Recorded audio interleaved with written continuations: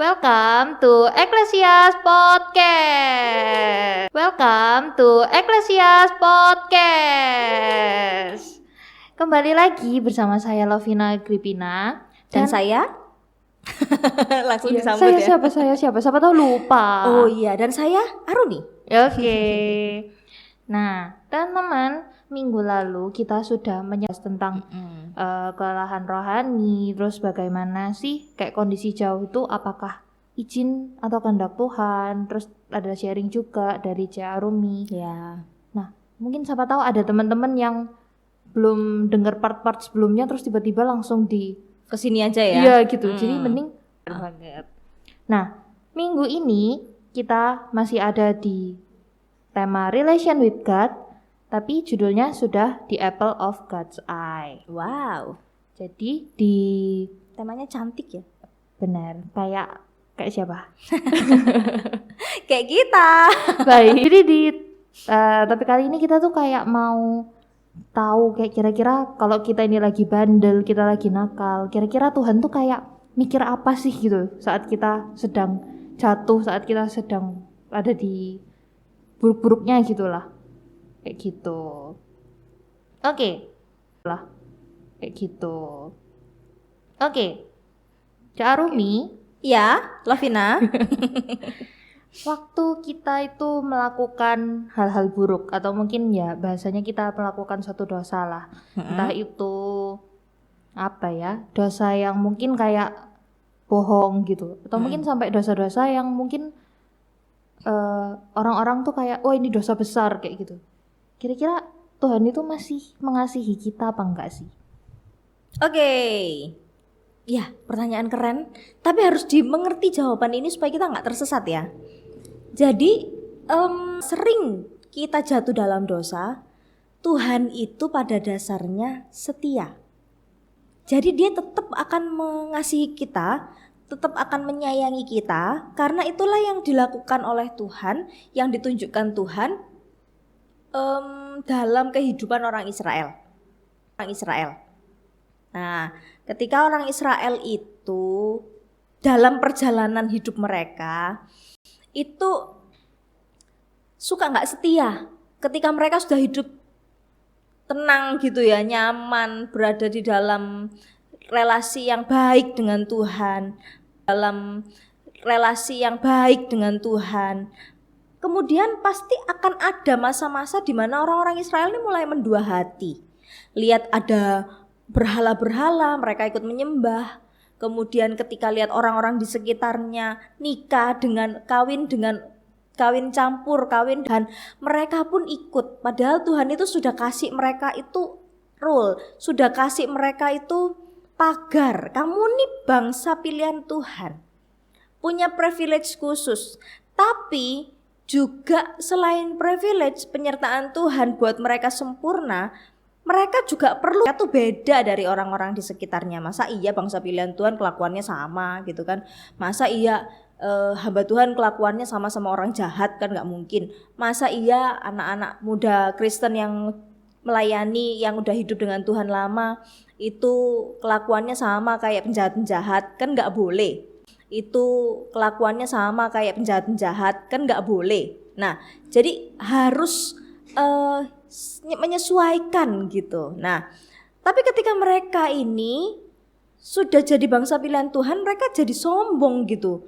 Jadi, ya aku bangsa pilihan Tuhan loh gitu. Tapi kemudian akhirnya, nah kita kan suka gitu ya. Ketika dalam kehidupan kita, ketika aku minta ampun sama Tuhan, Tuhan berkati kok gitu. Tetap Tuhan jawab doaku kok. Jadi nggak apa-apa lah melakukan dosa, besok minta ampun sama Tuhan. Kita kan suka begitu. Sama ya kayak bangsa Israel. Nah, tapi Tuhan itu benar-benar panjang sabar. Sesabar itu. Nah, ketika mereka melakukan dosa, yang paling klimaks itu adalah ketika bangsa itu dibuang ke Asyur dan Babel. Itu ada ditulis di kitab Hosea, Yeremia gitu ya. Terus kemudian apalagi Yehezkiel, Daniel, Amos, Mika. Itu kitab-kitab yang dituliskan pada saat bangsa itu mengalami masa-masa sulit, masa-masa dibuang Tuhan, masa-masa di mana Tuhan itu membawa mereka di dalam pendisiplinan, penghukuman karena mereka bandel itu tadi. Tapi ketika mereka berada di pembuangan, Tuhan itu juga nggak biarin loh. Tuhan itu nggak biarin, Tuhan itu terus kemudian kirim Yehezkiel. Nabi-nabi itu dikirim untuk apa? Menegur bangsa itu, menegur dosa bangsa itu. Kita kalau misalnya ada orang yang melakukan kesalahan, ya, kalau kita sayang, kalau kita peduli, kita pasti akan tegur. Tapi bisa jadi kita ini kalau orang tuh nggak terlalu kita kenal, terus kemudian atau kalau misalnya ada orang yang udah tegur temennya atau anaknya, kayak papa mama kita udah tegur kita, bener-bener setengah mati, udah habis-habisan ditegur, nggak mau, kan pada akhirnya ya udah biarin aja, biar nanti kena hukumannya sendiri gitu kan, biar kapok gitu. Tapi Tuhan ternyata nggak gitu. Tuhan itu nggak seperti kita. Karena Tuhan itu ketika mereka melakukan dosa, Tuhan itu kirim nabi-nabinya untuk beritahu kepada mereka bahwa mereka itu sudah berdosa. Jadi berbaliklah, bertobatlah, jangan diam aja. Dan ketika mereka bertobatlah, jangan diam aja. Dan ketika mereka melakukannya, sama ketika seperti di kejadiannya di Yunus, ketika orang Niniwe itu puasa, kemudian bertobat, Tuhan selamatkan walaupun Niniwe itu kota yang jahat. Sama seperti bangsa, mereka sudah melakukan dosa itu berulang kali, tapi ketika mereka datang berseru kepada Tuhan, minta pertolongan Tuhan, Tuhan pasti tolong. Itu dari zaman perjanjian lama sampai perjanjian baru, siklusnya itu selalu seperti itu. Ketika manusia itu sudah mulai jahat, Tuhan hancurkan. Berikutnya, ketika orang-orang Israel ini buat jahat, Tuhan hukum mereka. Apa yang terjadi? Mereka berseru kepada Tuhan. Tuhan hadirkan hakim-hakim, Yefta, Deborah, Gideon, dan lain sebagainya, Simpson, segala macam. Nah, kemudian mereka aman lagi, buat dosa segala macam. Nah, kemudian mereka aman lagi, buat dosa lagi, kemudian menderita lagi. Ketika mereka sudah menderita, Tuhan kasih, mereka berseru kepada Tuhan, Tuhan kasih pertolongan lagi. Ada raja-raja yang baik, Raja Daud, ya kan, Salomo di awal-awal, kemudian yang lainnya. Manusia itu benar-benar dosanya sudah pokoknya klimaks ya, sudah nggak bisa lagi ditolong. Tuhan datang, Tuhan tidak diamkan, Tuhan tidak binasakan manusia, Yesus datang. Jadi Tuhan itu mengasihi kita, benar-benar kasihnya itu kita, benar-benar kasihnya itu setia dan sepanjang sabar itu Tuhan bagi kita. Kadang-kadang kita ini anak-anak Tuhan itu nggak tahu diri, nakal ya, gitu ya. Jadi ketika sudah tahu Tuhan seperti itu, ya udah seperti bangsa Israel, buat lagi dosa. Dasarnya Tuhan itu mencintai kita, sangat mengasihi kita. Nah, ketika kita sudah dalam, tapi kasih Tuhan itu ada batasnya ya, pintu anugerah Tuhan itu ada batasnya. Karena ketika di dalam penghakiman terakhir nanti itu batas akhirnya. Bahwa ketika kita dihakimi, nggak bisa lagi kita, Tuhan aku mau bertobat hari ini. Dalam penghakiman kedatangan Yesus yang kedua kali udah nggak ada lagi kesempatan. Jadi ketika kita sekarang mempergunakan kebaikan Tuhan itu, memanfaatkan kebaikan Tuhan itu, suatu saat akan ada batasnya. Penghakiman Tuhan itu pasti akan datang. Jadi nggak bisa kita santai-santai gitu. Ada batasnya. Ketika Dia datang kedua kalinya, nggak ada lagi kita bisa menyelamatkan diri. Tuhan di situ benar-benar penghukuman disediakan bagi orang-orang yang memang nggak dipilih untuk diselamatkan. Gitu. Iya. Jadi Tuhan tuh masih mengasihi. Iya. Cuman jangan sampai tahu Tuhan itu mengasihi, karena kembali lagi kita nggak pernah tahu Tuhan itu datangnya kapan gitu ya. Kapan pintu anugerah itu ditutup. Kayak gitu ya. Hanya Tuhan yang tahu ya. Oke.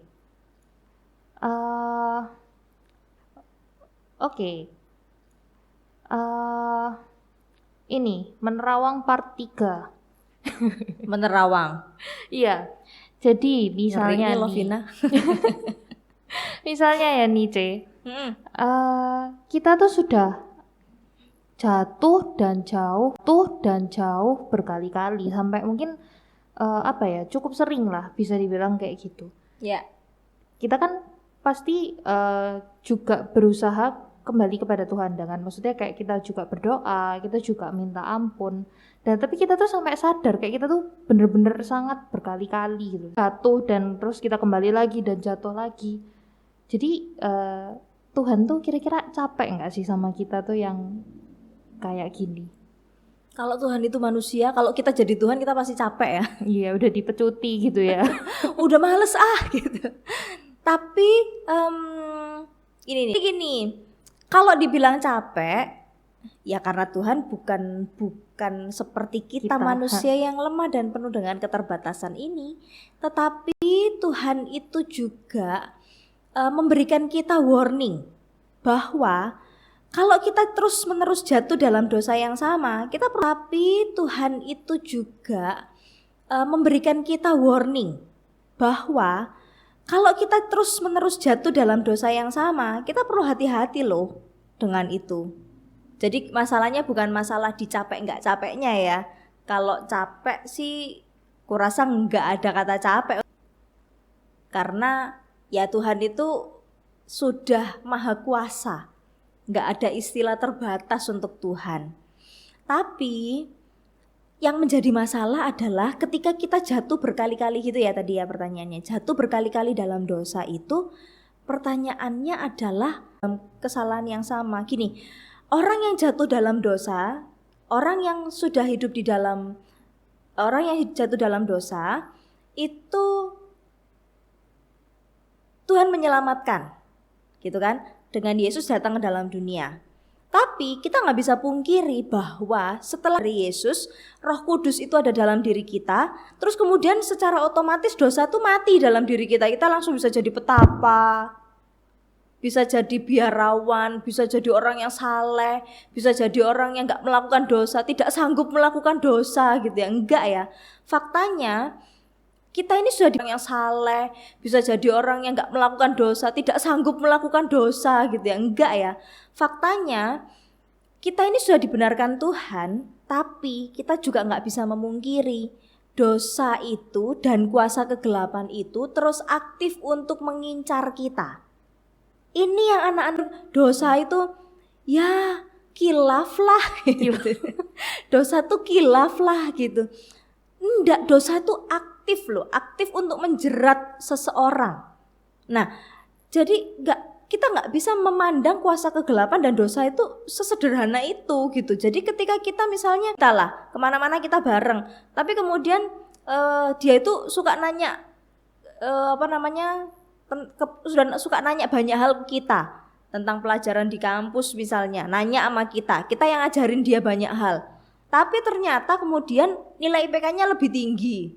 Kemudian ketika dia pelayanan dia lebih sukses. Kemudian ketika berteman dia lebih populer gitu. Mungkin kita bisa jadi iri hati kan sama, "Loh, aku juga bisa loh padahal, tapi kok gitu." Nah, kita menganggap bahwa ya memang kondisi itu membuat kita, merangkap kita jadi iri hati gitu kan. Ya wajar aku iri hati, dia lo tanya apa-apa ke aku gitu. Kita itu suka mewajarkan dosa, padahal salah. Karena apa? Untuk menjadi iri hati sama orang itu tuh sebenarnya pilihan kita. Kita mau jadi orang membandingkan diri kita dan merasa bahwa aku gak seberuntung dia. Itu seperti yang di bahasan yang pertama ya. Jadi kita lihat orang tuh seolah-olah lebih beruntung gitu dari kita. Kita tuh kayak hidup tuh susah terus, karunianya menderita terus. Ada di Alkitab tuh Paulus tuh bilang dia karunia menderita. Gak ada orang yang hobi karunia menderita ya. Hobimu apa? Gak ada orang yang hobi karunia menderita ya. Hobimu apa Lovina? Menderita. Gak mungkin ada orang yang jawab seperti itu. Tapi ya itulah yang terjadi. Cuman kita tuh kadang gak sadar bahwa untuk menjadi berdosa itu pilihan kita loh. Itu tuh pilihan kita gitu. Nah, pilihan kita loh. Itu tuh pilihan kita. Gitu. Nah, sehingga yang perlu kita tanya di sini adalah ketika kita ini sudah hidup di dalam Tuhan, terus kemudian dosa itu mengincar ke kita, Pertanyaannya adalah kita ini tinggal memilih mau bertahan untuk hidup di dalam Tuhan atau mengotori diri kita di dalam lumpur dosa. Itu yang justru harus jadi pertanyaannya, love. Jadi bukan masalah apakah Tuhan lelah atau tidak gitu ya, karena Tuhan itu sudah pasti mengasihi kita, panjang sabar kepada kita, terus memberikan anugerah kepada kita. Tapi pertanyaannya, kita perlu hati-hati kalau kita sudah terima Tuhan tapi kita terus menerus jatuh dalam dosa, jatuh berkali-kali dalam dosa yang sama. Ini perlu diberesin, karena jangan-jangan pertobatan kita pertobatan yang semu, pertobatan yang gak benar-benar sejati, yang hanya sekedar ngomong tapi gak kita hidupi ketika kita diperhadapkan dalam pilihan berdosa. Nah ini, jadi kehidupan orang Kristen tuh gak boleh dong, kata bahasa Paulus tuh bertekun dalam dosa gitu, terus menerus menghidupi dosa yang sama gitu loh. Nah jadi kan kayak kepribadian ganda gitu, satu kelihatan baik terus satunya kelihatan buruk sekali gitu. Iya. Jadi memang Kelihatan buruk sekali gitu. iya. Jadi memang bukan pertanyaan tentang kayak Tuhan capek nggak sih? Tuhan pasti nggak capek, Tuhan pasti selalu mengasihi. Tapi kayak balik lagi juga perlu dilihat kalau misalnya kita sedang mengalami jatuh dan jauh berkali-kali, kayak perlu dicari sebabnya, terus perlu segera diselesaikan juga gitu. Iya, jangan-jangan dia belum benar-benar mengalami pertobatan gitu, pertobatan pura-pura. I see. Nah, menyambung di pertanyaan-pertanyaan sebelumnya. Waktu kita ini lagi jauh terus gitu loh. Maksudnya kayak apa ya? Suara. Iya. Kalau podcast kita sampai ke Indonesia Timur, mereka bingung loh bilang suara itu apa ya? Amin, sampai di seluruh Indonesia gitu ya. Iya, amin. Iya, ini kayak sampai susah sekali, sampai sakit sesakit-sakitnya. Sebenarnya Tuhan itu di mana sih, C? Waktu kita tuh sedang merasakan hal seperti itu. Tuhan itu di sini. Dia nggak kemana-mana. Jadi gini, ketika dalam relasi kita dengan Tuhan, ibaratnya tuh kita lagi gandengan tangan dengan Tuhan ya. Ketika kita merasa jauh, sebenarnya yang terjadi itu adalah bukan Tuhan yang melepaskan gandengan, tapi kita yang melepaskan gandengannya Tuhan. Jadi kalau ditanya Tuhan itu ada di mana, tetap di sini, nggak kemana-mana. Tuhan tetap ada di sana untuk menyayangi setiap kita. So sweet ya jawabannya ya. So sweet sekali. Meskipun kitanya nakal, kitanya bandel, udah dibilangin jangan ini itu, kita melakukan sebaliknya, ya. Tuhan tetap di sana. Kasihnya teman-teman podcast yang buat dosa tuh ya berhenti sekarang juga. Kenapa jadi emosi ya? Maksudnya karena Tuhan itu setia dan mengasihi. Iya, dan kita tuh apa sih gitu. Kalau Tuhan mau menjentikkan jari gitu aja ya, kita binasa, udah binasa, selesai. Tuhan nggak perlu melihat Tuhan nggak perlu melihat kebandelan kita. Tuhan tinggal ciptakan seorang Arumi dan seorang Lovina yang baru, case close gitu kan. Yeah. Tapi enggak, Tuhan lebih pilih jalan untuk mempertahankan kita dan mengorbankan Kristus ya, karena dalam misinya atas misinya Tuhan Allah gitu. Jadi dia di sini, God is here, gak kemana-mana, in your heart tetap. Super sekali kata Mario Teguh ya. Super. Iya. Oke. Iya. Oke. Kita ini kan misalnya ngobrol-ngobrol kayak gini, kita nggak tahu keadaannya teman-teman yang mendengarkan di rumah tuh kayak gimana ya. Iya. Mungkin ada yang bergumul dengan dosa ini itu, bergumul dengan mungkin dengan relasinya dengan keluarga dan yang lain. Mungkin ini juga hampir menyerah gitu loh, kayak jatuh bangun berelasi dengan Tuhan. Okay. Ada nggak sih pesan-pesannya dari Jeremy buat teman-teman yang hampir menyerah ini? Iya, yang hampir menyerah, satu, hidup kita sebagai orang Kristen itu adalah hidup berjuang. Jadi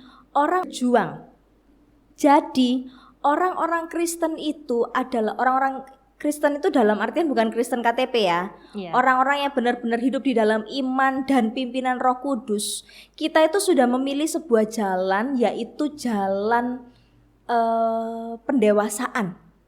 Karena podcast kita pertama ya, bahwa hubungan itu progres. Tuhan itu ketika berelasi dengan kita, itu untuk memproses kita menjadi sebuah bejana yang murni.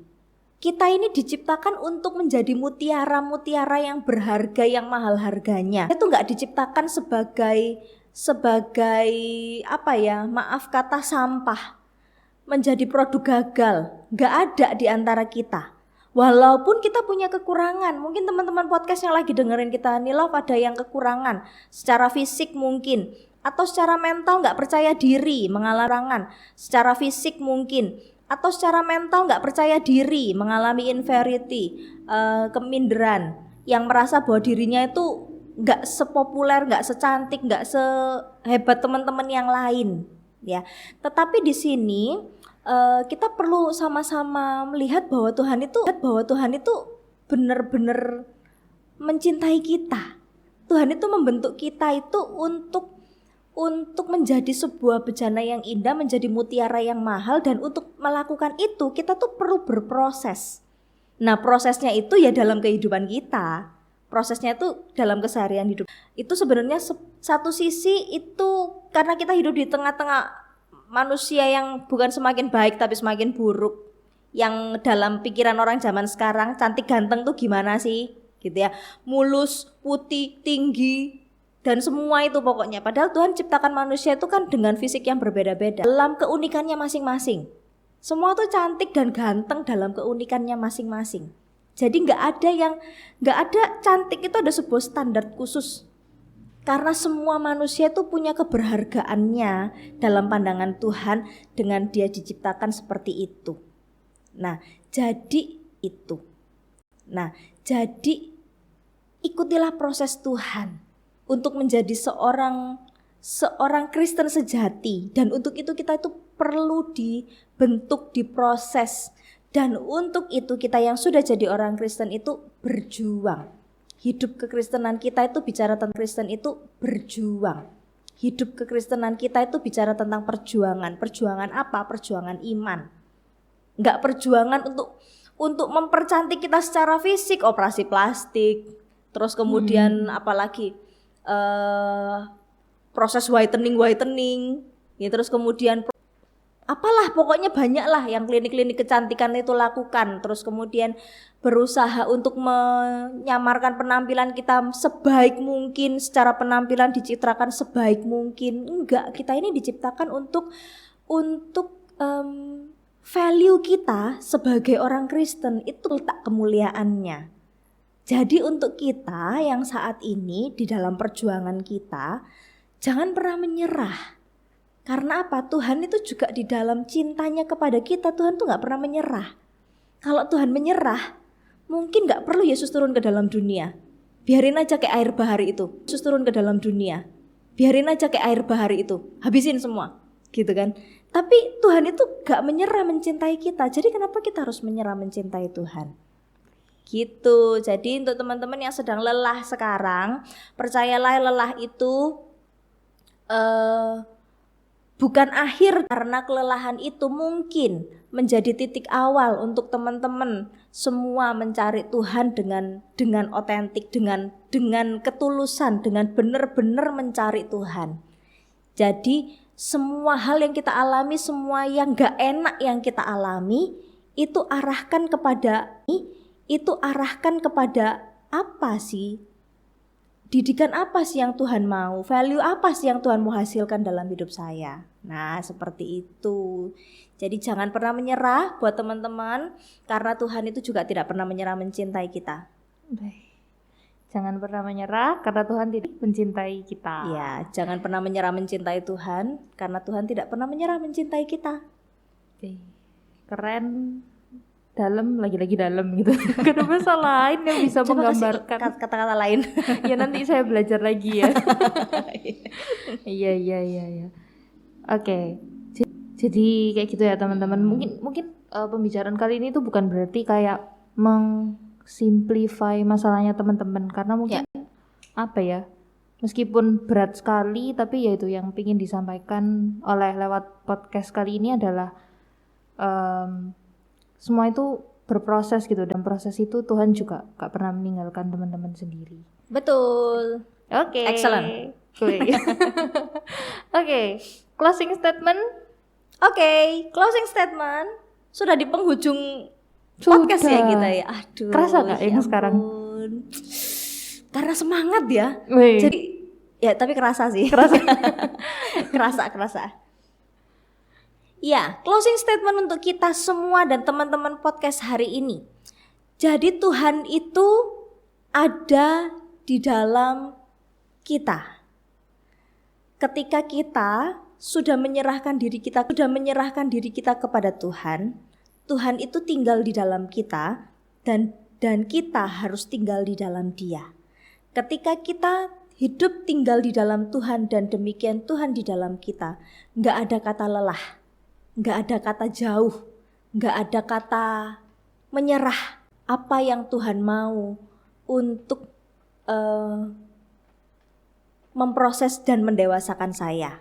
Apa yang Tuhan sedang kerjakan dalam proses mendewasakan saya. Jadi ketika teman-teman saat ini mengalami situasi-situasi yang sulit, atau bahkan sekarang ini berada di dalam titik terendah, dalam kehidupannya, satu saja yang perlu teman-teman kerjakan. Mulai pertimbangkan, mulai gumuli, dan mulailah untuk menjalin relasi dengan Tuhan. Menjalin relasi dengan Tuhan itu tidak sesulit yang kita bayangkan. Sebab dan Tuhan itu hanya sejauh seruan kita. Ketika kita berseru khususnya di dalam ketulusan hati kita dan di dalam hati kita yang remuk, yang ketika kita benar-benar tidak punya sandaran yang lain dan kita berlari kepada Tuhan, Tuhan itu selain dan kita berlari kepada Tuhan, Tuhan itu selalu membuka tangannya untuk kita. Jadi teman-teman podcast, kalau hari ini sedang mengalami pergumulan, engkau meninggalkan keramaian dunia ini dan bersembunyi di dalam kamar, berusaha memenjara diri, maka hari ini saya mau bilang kepada kita semua, engkau berharga di mata Tuhan. Jadi kita hanya bisa lihat kalau kita berharga di mata Tuhan ketika kita jalin relasi dengan Tuhan. Kalau nggak jalin relasi dengan Tuhan, kuasa kegelapan itu yang akan kasih tahu kita kamu nggak berguna, kamu nggak bisa, macamnya itu pasti terjadi. Tapi ketika kita punya relation with God, maka Tuhan akan memberitahu kamu itu bernilai tinggi, kamu itu ciptaan mulia, kamu itu berharga, dan kamu diciptakan untuk sebuah misi. Gitu. Jadi jangan pernah menyerah, tidak boleh ada kata putus asa. Misi. Gitu. Jadi jangan pernah menyerah, tidak boleh ada kata putus asa. Lelah boleh, beristirahat, tapi jangan pernah meninggalkan Tuhan. Itu saja. Wih, super sekali lagi gitu ya. Kata MT. Inisial. Iya. Ya, jadi begitu teman-teman. Semangat buat semua teman-teman yang sedang berbeban berat. Semangat buat teman-teman semua yang sedang lelah. Teman-teman tidak sendirian ya tentunya ya. Iya, betul. Ada Tuhan buat teman-teman yang yaitu sedang mengalami hal-hal yang berat. Jangan lupa bahwa kita juga punya komunitas yang siap mendengarkan, siap ada juga buat teman-teman. Dan komunitas itu bernama Eklesia. Jadi promosi gitu ya. Harus. Cuman kita sudah berada di akhir pembahasan relation with God. Akhirnya Puji gitu Tuhan. ya. Walaupun nanti tetap harus berjalan ya, karena relation with God itu nggak hanya sekedar teori dalam 4 pertemuan kita pada hari ini. Pada minggu-minggu ini, tapi kemudian jadi pelajaran kita seumur hidup ya. Benar, bukan berarti 4 minggu sudah dibahas, selesai. Case close. Tidak semudah itu gitu ya. Oke, minggu depan kita akan kembali ke pembahasan yang baru dengan pembicara kala spesial juga kita akan membahas relation with family. Oke, Sekali lagi mengucapkan terima kasih banyak Jerumi untuk sama-sama waktunya. Lovina. Tuhan yang memberkati pelayanan Jerumi ke depannya. Tuhan berkati juga Lovina dan semua teman-teman podcast yang mendengar. Harapannya adalah ketika mendengar ada sesuatu yang dimengerti, dilakukan dan pertumbuhannya mengalami kemajuan. Amin. Iya. Oke, sekian podcast minggu ini. See you next week.